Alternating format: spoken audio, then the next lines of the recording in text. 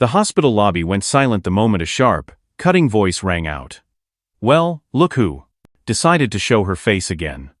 The words belonged to Catherine Holloway, the elegant but venomous wife of the hospital's most respected pediatric cardiologist.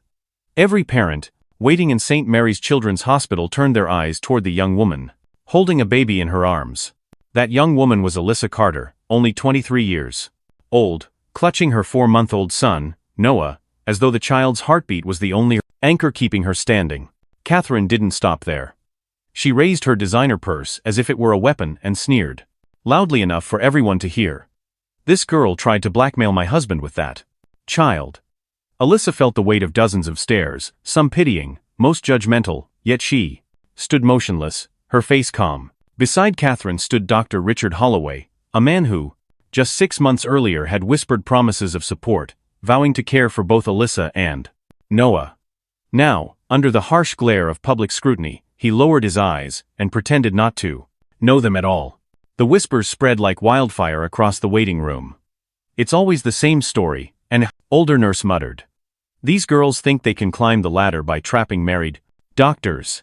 Alyssa's throat tightened, but her voice came out steady, disarming in its control. "I didn't come here to cause trouble. I'm here because Noah has a heart condition that requires monitoring." Catherine laughed cruelly. "How convenient. Another excuse to hang around my husband." The room echoed with her scorn, but Alyssa remained unshaken.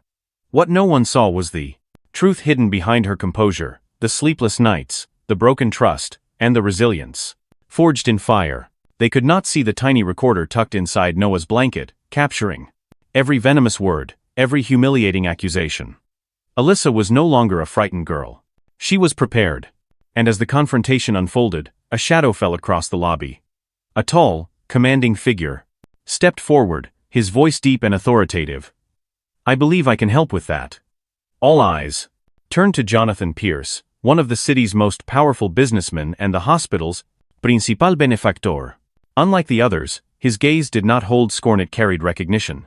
He had seen injustice before. And in Alyssa, he saw not a victim, but a quiet storm waiting for the right moment to strike. The air in St. Mary's Children's Hospital lobby was thick with tension, but Alyssa Carter did not let it show.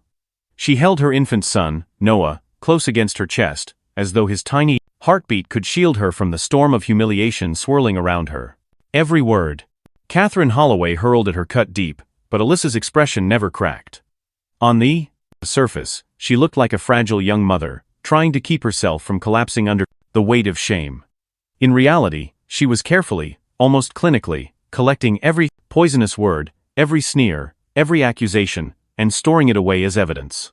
Unseen by those judging eyes, hidden in the folds of Noah's blanket, a small recorder captured the confrontation. To most, it was an ordinary baby accessory tucked into the bag stroller, a harmless piece of cloth and padding. But to Alyssa, it was a lifeline, her invisible shield against a world that refused to believe women like her. Catherine thought she was putting on a triumphant show, that the entire room was laughing with her at Alyssa's expense. In truth, she was performing for the wrong audience. Alyssa wasn't just standing there enduring it, she was documenting, preparing, and outthinking the very people who had underestimated her. This wasn't the first time Alyssa had learned the hard way that silence could be weaponized. Before Noah was born, she had worked as a nursing assistant in the very same hospital. It wasn't glamorous work, but it taught her lessons no textbook could offer. Day after day, she watched patients come and go, many of them poor, many of them minorities, each treated differently depending on who they were and what insurance card they carried. She had learned how to observe, how to listen, and, most importantly, how to read people. The lift of an eyebrow, the tightening of a jaw, the hesitation before answering a question, Alyssa cataloged it all.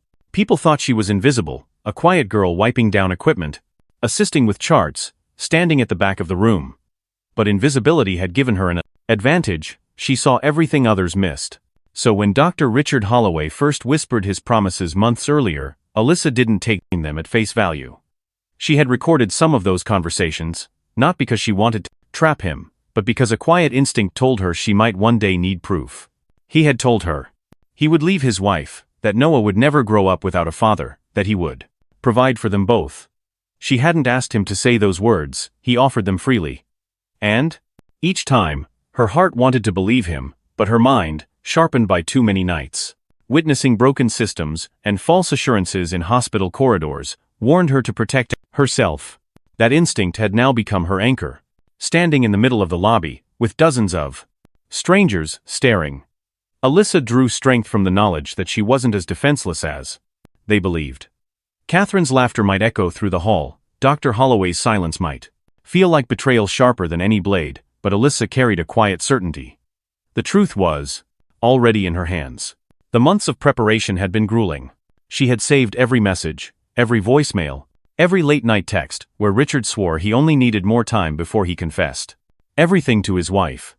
She had transcribed conversations where he begged her not to tell anyone until the timing was right. She had even documented the moments when his words revealed not only cowardice, but prejudice remarks about how difficult it would be to explain to colleagues that his new family included a young woman from the suburbs and a brosser, mixed-race child. Each file, each line of dialogue, was another brick in the wall of defense she was quietly constructing. But it wasn't only about protecting herself anymore. Since Noah's birth, Alyssa had felt a clarity she had never known before. She understood now that her fight wasn't simply against humiliation, but against the deeper, systemic injustice that allowed men like Richard Holloway to walk unchallenged, celebrated as professionals, while leaving behind a trail of broken promises and invisible victims. If she accepted silence, if she allowed herself to be crushed by Catherine's public scorn, then Noah would grow up learning that power always wins, that truth is irrelevant if you lack money or connections. She refused to let her son inherit that kind of world. And so, while others saw a young mother standing meekly with her baby, Alyssa was quietly executing a plan. She listened carefully to every word Catherine spoke in that lobby, noting the casual cruelty in her tone, the smug certainty that no one would dare question a wealthy doctor's wife. Every insult was not just humiliation, it was data, evidence that exposed how privilege cloaked itself in arrogance. Alyssa let Catherine continue, because the longer she spoke, the more damning the recording would become. Her composure wasn't the result of naivety or weakness. It was the result of discipline. She had trained herself to breathe slowly, to steady her voice, to meet disdainful stares with calm eyes. She had learned that the louder her enemies raged, the more powerful her silence became. For silence, when chosen deliberately, could be deafening. Behind her calmness was the constant hum of memory.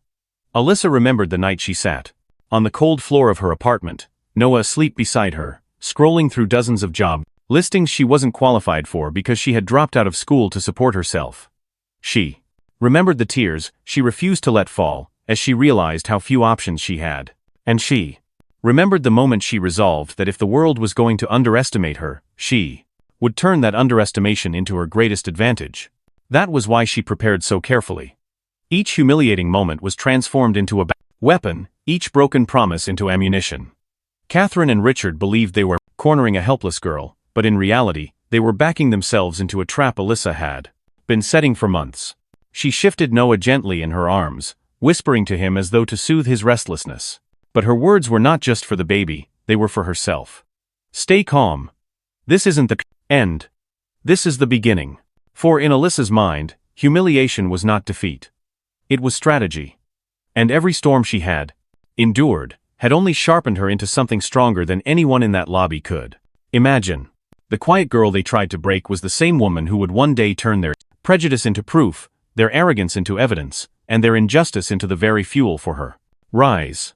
The silence in the hospital lobby was suffocating, broken only by the cruel laughter of Catherine Holloway and the muffled whispers of onlookers.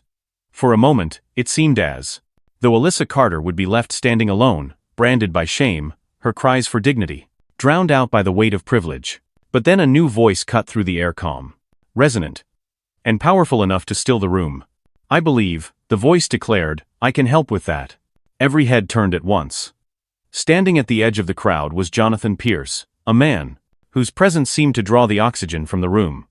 Tall, impeccably dressed in a tailored suit, his silver hair and steady gaze carried the aura of someone who had built empires with his bare hands. To most, he was known as one of the wealthiest businessmen in the city, the largest financial donor to St. Mary's Children's Hospital. But in that moment, to Alyssa, he was something much more, a lifeline appearing in the very place she had been humiliated. Dr. Richard Holloway's posture shifted instantly. Only minutes ago, he had ignored Alyssa as if she were a stranger. Now, standing face to face with the hospital's principal benefactor, he straightened his coat and forced a respectful smile. "Mr. Pierce," he stammered, "we weren't expecting you here today. I was simply handling a small misunderstanding with a former employee." Jonathan's brow lifted ever so slightly, his sharp eyes glancing between Alyssa, the child in her arms, and the couple standing defiantly across from her. His silence alone was enough to make the powerful cardiologist squirm. Then, in a voice edged with steel, he asked, "And what kind of misunderstanding involves publicly humiliating a mother with an infant in a placent hospital lobby?" The question landed like a strike. The crowd's whispers grew louder. Catherine tried to regain control, stepping forward with her purse swinging like a badge of authority. "Oh, Mr. Pierce, it's not what it looks like. This young woman has been trying to blackmail my husband by claiming he fathered her child. Surely you understand how these people operate. They always try to take advantage of successful men." Jonathan repeated her words slowly, his gaze fixed on her. "These people?" The weight in his tone turned the phrase into an accusation.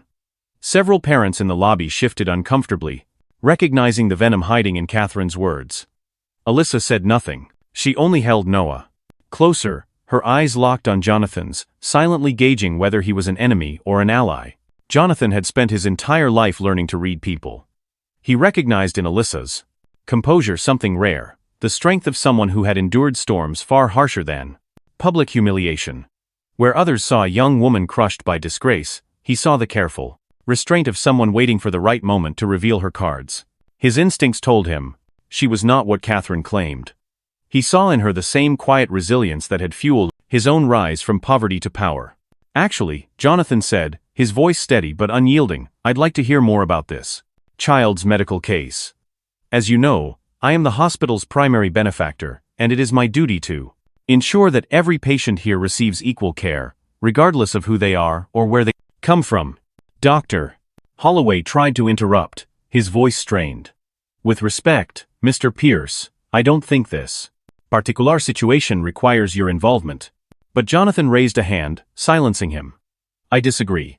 Denying medical care to a child is never a personal matter." The authority in his voice left no room for argument. Catherine's confident smirk faltered. She tried once more to brush the matter aside. "Surely there are more important cases deserving your attention than this girl's little drama." "Drama?" Jonathan's voice cut like ice. "I see a mother asking for treatment for her child. And I see a respected doctor standing silent while his wife ridicules her in public. Forgive me if I find that troubling." The crowd had turned by now. Where there had been judgment in their eyes, there was now doubt, some even shame. Alyssa finally spoke, her voice soft but steady, carrying more strength than anyone expected.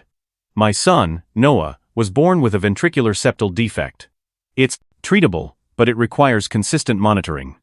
Dr. Holloway promised he would oversee the case himself." Her words lingered, and the room froze. Dr. Holloway's jaw tightened.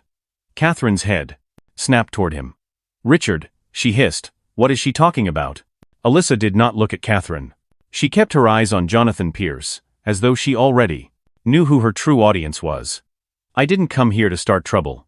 I came because my son deserves care. Whatever promises were made to me, whether they're honored or not, shouldn't matter. What matters is that a baby's life is at stake." Jonathan studied her for a long moment, his mind calculating, weighing. Her calmness under fire was not the demeanor of a liar. It was the discipline of someone who had prepared, who had endured worse than this moment, and learned to stand tall anyway. Dr. Holloway finally broke his silence, his voice desperate. "She's lying. She's trying to ruin me." "Enough," Jonathan said sharply. His eyes locked on the doctor, his tone carrying the authority of a man who had crushed titans in boardrooms. "What I see here is not the behavior of a professional, but of someone with something to hide." The crowd fell utterly silent. Even the children waiting for appointments sensed the gravity of the confrontation. Catherine's face had drained of color. Dr. Holloway's confidence was crumbling. Alyssa lowered her eyes to Noah, pressing a kiss to his forehead. Her heart was still pounding, but for the first time since stepping into the hospital that morning, she felt a flicker of hope. Jonathan Pierce's presence had shifted the balance. She was no longer alone, no longer just a young mother ridiculed in front of strangers. Now, the most powerful man connected to the 7th hospital had taken an interest, not in silencing her, but in hearing her truth. And as Jonathan turned once more to the crowd, his voice calm but resonant, his words carried a promise that echoed through the marble walls. From this moment forward, no child in this hospital will be denied care because of prejudice, arrogance, or fear. Not while I have a say in it. For Alyssa, the tide had turned. What began as humiliation was transforming into something else, a stage. And Jonathan Pierce, seasoned and relentless, had just given her the Christ microphone. The conference room of St. Mary's Hospital was thick with tension, its glass walls suddenly feeling less like transparency and more like a cage. Jonathan Pierce had insisted they move the confrontation away from the lobby. But the shift in location did nothing to ease the storm brewing inside. At one end of the table sat Dr. Richard Holloway, his jaw tight, his shoulders stiff as though sheer posture could keep the truth from seeping out. Beside him, Catherine Holloway clutched her designer purse like a shield, her eyes darting between her husband and the young woman across from them. Alyssa Carter sat quietly, Noah resting in his stroller beside her. Her hands were calm, folded neatly in her lap, but her presence carried an undeniable weight. She was no longer the girl being humiliated in the lobby. Here, in the cold light of truth, she had become something else entirely: the accuser, the keeper of evidence, the voice that could not be silenced. Jonathan leaned back in his chair, eyes steady. "Dr. Holloway, Mrs.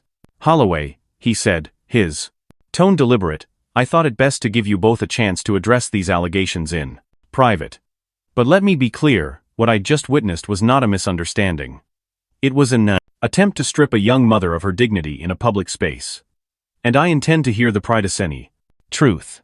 Richard forced a laugh, brittle and unconvincing. "Mr. Pierce, surely you understand how opportunists operate. This young woman is making wild claims. She has no real proof. Just words designed to smear my reputation." Alyssa's eyes never left his face.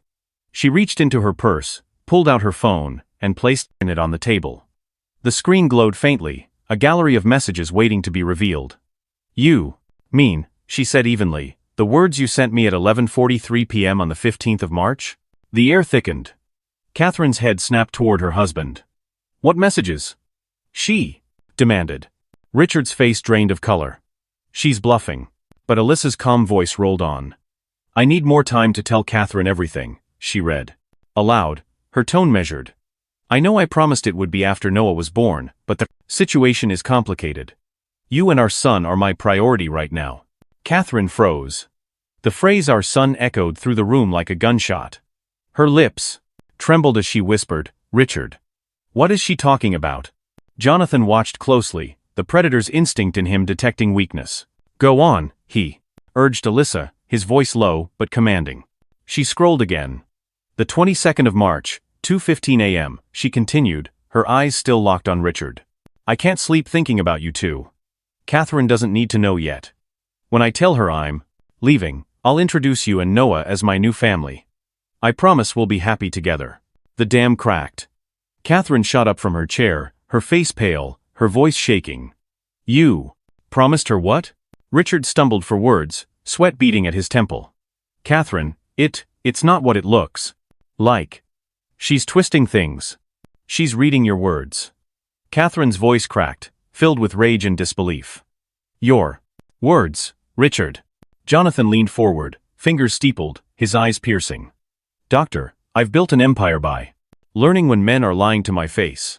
Right now, you look like a man watching his entire façade collapse." The room vibrated with silence, heavy and suffocating. Alyssa reached into her purse again, but this time, her voice shifted calmer, colder. "There's something else you need to know. Richard didn't just abandon me. When I told him I was pregnant, he tried to convince me to get an abortion." Catherine's hand flew to her mouth. "Number." Richard shot up from his chair. "That's a lie," he roared, his voice desperate. "She's inventing this, Mr. Pierce." Alyssa cut him off with words sharpened into steel. "The 28th of December, in your office. You told me, and I quote, 'It would be best for everyone involved if you got rid of the problem before people start asking questions about a mixed-race baby in the hospital.'" The phrase hit like a thunderclap. Catherine staggered back, gripping the edge of the table to keep herself upright. Jonathan's expression darkened, the kind of expression that made boardrooms tremble. Mixed race, baby, he repeated slowly, his voice like ice. That's the language you use for patience, doctor? Richard's mouth opened and closed, but no words came.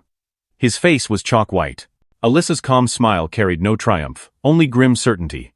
That conversation, she said, her hand resting on her purse, was recorded. The silence that followed was suffocating. Richard slumped into his chair, his arrogance shattered. Catherine's eyes filled with tears, not only from betrayal but from horror. All this time, she whispered. All this time, you've lied to me. And you dared to humiliate her? Jonathan Pierce folded his arms, his voice steady but thunderous. Dr. Holloway, I've seen men destroy themselves with arrogance, but rarely so completely. You tried to dismiss this young woman as an opportunist. Instead, you've revealed yourself, a liar, an adulterer, and a man whose prejudice poisons the very institution he serves. Richard tried one last time, his voice breaking. Even if she has recordings, who do you think they'll believe? A nurse's aide with no resources, or a doctor with a 20-year career? Alyssa's gaze was unwavering. They'll believe your words. They'll hear them in your own voice. And for once, the truth won't hide behind your title. Catherine turned to her husband, her voice cold now, stripped of any softness. We're finished, Richard. You've destroyed your marriage, your career, and yourself. And you've done it with your own words. Jonathan rose to his feet, his presence dominating the room. I intend to make sure this hospital hears those words too. You're finished, doctor. For the first time since the confrontation began, Richard Holloway's mask cracked. Completely. The confident physician who had walked into the room was gone. In his place was a desperate man, watching his world collapse, undone not by enemies from outside, but by the truth he had tried so hard to bury. And Alyssa, holding Noah close, knew that the battle had only just begun, but the tide had turned. The room had already tilted against Dr. Richard Holloway, but what happened next completely destroyed the fragile ground he was still trying to stand on. Alyssa Carter leaned back in her chair, Noah softly stirring in his stroller, and spoke with a composure that honored everyone present. You think I only have a few messages? She asked, her tone calm, almost conversational. In reality, I have 17 recordings of our conversations. Every broken promise, every late night confession, every prejudiced remark. Every attempt you made to pressure me into erasing my child. And that's just the beginning. The words froze the air in the room. Richard's mouth opened, then closed, like a drowning man grasping for air. His hands trembled as he adjusted his tie, but no amount of professional composure could mask the growing terror in his eyes. Alyssa didn't stop. Her voice carried the deliberate cadence of someone laying down cards in a game where she already knew the outcome. In addition, I've collected 121 separate pieces of evidence documenting discrimination and medical neglect in this hospital. Internal emails, patient testimonies, photographs, notes from colleagues who were too afraid to speak out until they saw someone else willing to take the risk. Catherine's hand shot to her mouth, her eyes wide with shock. 121. Richard, my God. Jonathan Pierce leaned forward, his eyes narrowing with a mixture of admiration and grim satisfaction. That explains it, he said quietly. 3 months ago, I started receiving anonymous reports, detailed, thorough, and impossible to ignore. Those reports described exactly what you've just outlined, Miss Carter. At the time, I didn't know the source. But now, I do. Richard lurched in his chair, his face ashen. You were the one? He stammered, staring at Alyssa, as though seeing her for the first time. Alyssa didn't flinch. Yes. I was the one. And while you thought I was powerless, I was documenting everything. You underestimated me because of my age, my background, my color. That was your mistake. And now the truth you tried so hard to bury will destroy you. The silence that followed was punctuated only by the faint whimper of baby Noah, who shifted in his stroller. Catherine turned to her husband, her voice trembling but sharp. All this time. You told me she was lying. You told me she was a manipulator. But it's you, Richard. You're the liar. You're the coward. Jonathan's voice cut through like a blade. Dr. Holloway, your arrogance blinded you. You assumed your reputation would protect you, that no one would dare question the great cardiologist of St. Mary's. But your own words, your own actions, have made you the party-courting architect of your downfall. Richard's last thread of bravado snapped. He slammed his fist against the table, his voice cracking. You can't destroy me with recordings. I've spent 20 years building this career. They'll never believe her over me. Jonathan stood slowly, his presence commanding the entire room. They'll believe me, he said, his tone icy. Because I've already initiated a quiet investigation into this hospital's practices. And now, thanks to Miss Carter, I have evidence that will not only confirm the corruption here but tie it directly to you. Your career is over, Doctor. Catherine turned on her husband, her voice now filled with fury rather than shock. And so is our marriage. You didn't just betray me, you embarrassed me, publicly, viciously. You betrayed every oath you swore as a doctor and as a man.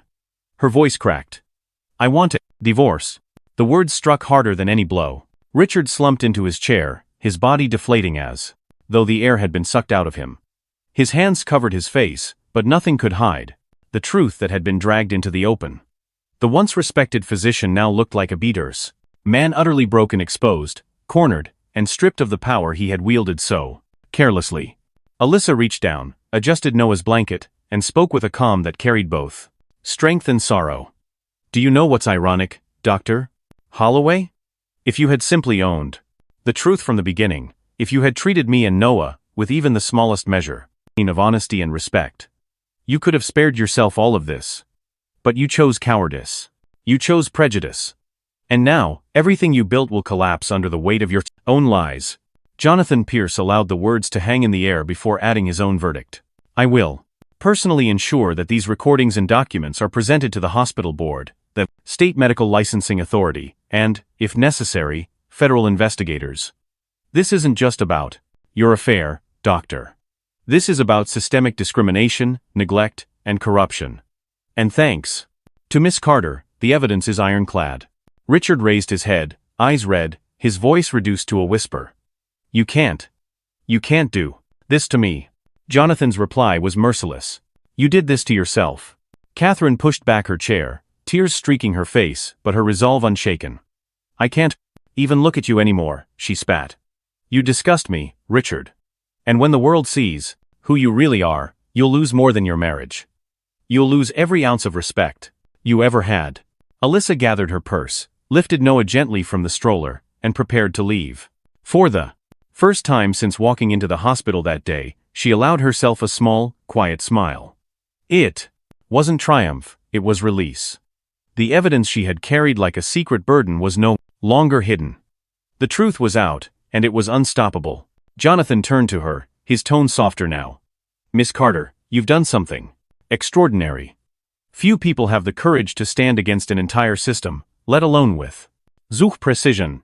I intend to make sure your work doesn't just expose one man, it transforms how this hospital, and others like it, treat their patients.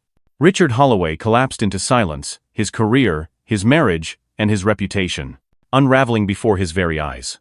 The man who once believed himself untouchable had been undone by the quiet determination of the woman he tried to destroy. And as Alyssa walked out of the conference room with Noah in her arms, the tide of power had shifted permanently. The storm was no longer hers to endure, it was his to drown in.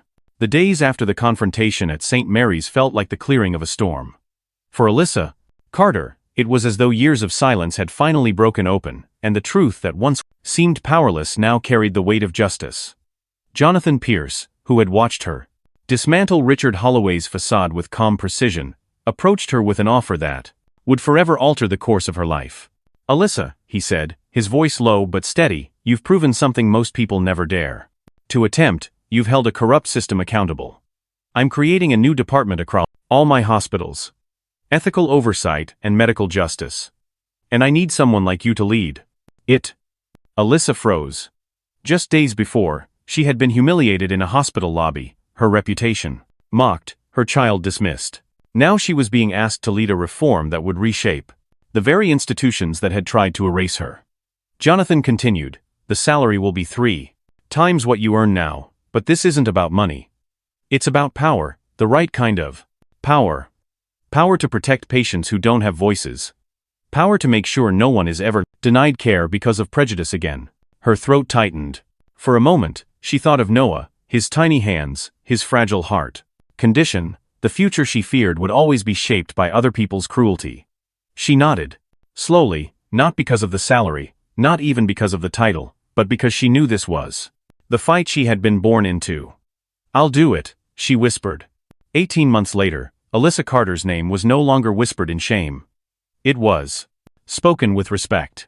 Her office on the top floor of St. Mary's overlooked the very lobby where she had once been humiliated. The brass plate on her door read, "Director of Ethical Oversight and Medical Justice." The program she spearheaded, soon known as the Carter Protocol, was a revolution in hospital ethics. Within a year and a half, it had been implemented in 15 hospitals across Jonathan Pierce's network. Reports of racial discrimination dropped by 83%. Patient satisfaction among minority families soared. Nurses and doctors who once turned a blind eye to prejudice now underwent mandatory training, their performance monitored with real accountability. The whispers of injustice that once haunted those halls had been replaced by a culture of respect. Her office was filled with folders, charts, and impact reports. But amidst the paperwork, there was always space for Noah. Now, almost 2 years old, he toddled around the office, occasionally tugging at his mother's sleeve, his heart condition safely stabilized, thanks to consistent care. To him, this building wasn't a battlefield. It was simply where his mother worked, a place where he was treated like every other child. Jonathan called her often, not as a superior, but as a mentor and, in many ways, the father figure she never had. "The program is expanding nationwide," he told her one morning over the phone. "Within 6 months, 28 hospitals will adopt the Carter Protocol. What you built here, Alyssa, will change medicine in this country." She set the phone down, her eyes glistening with quiet pride. She had once been invisible, mocked as an opportunist, dismissed as powerless. Now, her work was literally saving lives. And all because she had refused to let prejudice define her or her son. Noah climbed into her lap, pointing at the papers scattered across her desk. "Mommy works," he said in his babyish voice, a phrase he had learned by watching her day after day. She kissed his forehead. "Yes, sweetheart. Mommy works, so that one day, you'll never have to fight the battles I did." The memory of Richard Holloway no longer carried pain, it carried meaning. He had lost his license permanently. His career was over. His arrogance had destroyed him. Catherine had rebuilt her life too, turning her heartbreak into advocacy, funding diversity programs for medical training. Even tragedy had given way to transformation. From her office window, Alyssa saw a young Latina mother speaking with a nurse, the same nurse who once whispered cruel judgments about girls like her. Now, the nurse's tone was respectful, professional, compassionate. Alyssa smiled. That single interaction told her more than any chart or statistic. The system had changed. For Alyssa, victory was never about revenge. It was about rewriting the rules of the game. She had risen from humiliation to leadership, from whispered insults to national reform. And in doing so, she had secured not only Noah's future, but the future of countless families who would never know the pain she had endured. The rise of Alyssa Carter was proof that dignity, when guarded fiercely and used wisely, could outlast any humiliation. She had turned injustice into fuel, silence into strategy, and prejudice into progress. And as Noah drifted to sleep in her arms that evening, she knew the best legacy she could leave him was not just survival, but a world more just, more equal, and more humane than the one she had been given. The storm finally passed, but its aftermath reshaped every life it touched. Dr. Richard Holloway, once celebrated as a brilliant cardiologist, lost his medical license permanently. Reduced to working at a rehabilitation clinic, he no longer held authority, stripped of the power he had abused for years. Catherine Holloway, betrayed and humiliated, chose a different path. She divorced him and transformed her pain into purpose, becoming one of the blank Inc.'s largest private funders of anti-discrimination programs in medicine. For Alyssa Carter, what began as humiliation in a hospital lobby became the foundation of a revolution. Guided by Jonathan Pierce, who became not only her mentor but also the father figure she had always needed, Alyssa rose to lead reforms that restored dignity to countless families. The young mother who was once dismissed as powerless became the architect of Systemic change. Her legacy was clear. True strength is not about revenge. It is about using injustice as fuel to build something greater than yourself. The very prejudice meant to destroy Alyssa became the pardonnice spark that reformed hospitals, safeguarded children, and redefined justice for future generations. Sometimes the deepest wounds we suffer can become the tools that change the world. It is not about striking back at those who hurt us, but about transforming their cruelty into a catalyst for progress. Justice is not found in revenge. It is found in building a future where others will never have to endure the same pain. If this story touched your heart, share your thoughts in the comments. Don't forget to like and subscribe to the channel for more inspiring stories of justice, dignity, and transformation. Together, let's keep these voices alive.